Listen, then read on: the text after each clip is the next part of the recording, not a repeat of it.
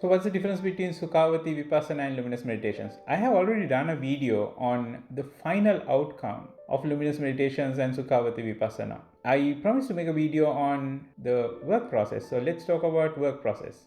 In Luminous Meditations, we teach a 3-stage process of you making use of your neurology and physiology to center yourself, doing the primary meditation selected just for you, get into deeper states, and then making use of deepening techniques to go into deep absorbed state of meditation.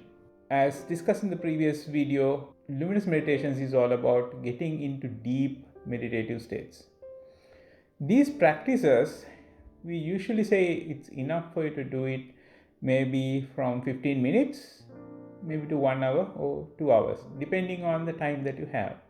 After a while, it would become second nature for you to sit down into a meditation, but when you get started, you might have little effort on finding out that time and getting into meditation, but eventually you will get used to the work process and you would do the meditations on a set time. You might also, in a later stages, just move into meditation. You might not have to do all the processes.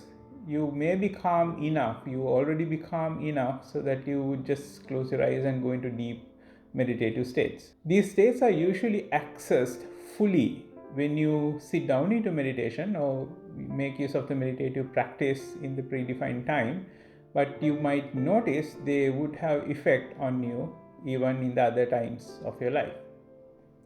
Now, what about Vipassana? Vipassana is a practice you would do more extensively. Vipassana practice would require you make a lot more time commitment. Vipassana would also have a long-lasting effect on how you see the world, how you perceive what is happening to you, how you perceive who and what you are.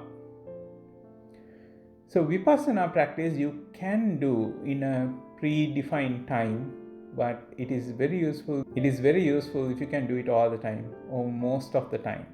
Vipassana is about seeking, getting your mind to expose the truth. This moment, the Vipassana moment, can come when you're not consciously meditating. It can come in a moment when you're just relaxing. It did not come just because you were relaxing. It came because you did your Luminous Meditations, you did your Sukhavati Vipassana practices, and all that practice and taking a rest might have created that moment for truth to be revealed to you. So main difference of them is clearly the practices are different in Luminous Meditations and Sukhavati Vipassana. And in Luminous Meditations, you can set aside a predefined time and you would know the time commitment. So you can set a predefined time and do meditation at that time. In Sukhavati Vipassana, you would do meditation or the Vipassana practice much more extensively. And in Luminous Meditations, you would get gradual results. In Sukhavati Vipassana or any other Vipassana, you would have zero results for a long time, and then all of a sudden you'd get a big jump. It's sort of a stepped approach as opposed to a gradual approach. I hope you learned something. I'm GamakaShri, Chief Trainer and Coach for Mind Designs International. If you want to join Sukhavati Vipassana or Luminous Meditations, connect with me. We also do energy healing. We also teach energy healing. We teach NLP. We do life coaching to make use of NLP and applied psychology and law of attraction to help you create a much better life. We are rolling out a new training program for corporates on stress management, because stress management is not an individual problem. It is a management concern. So look forward to see those videos on our other channel on NLP. Take care of yourself. Jai Shri.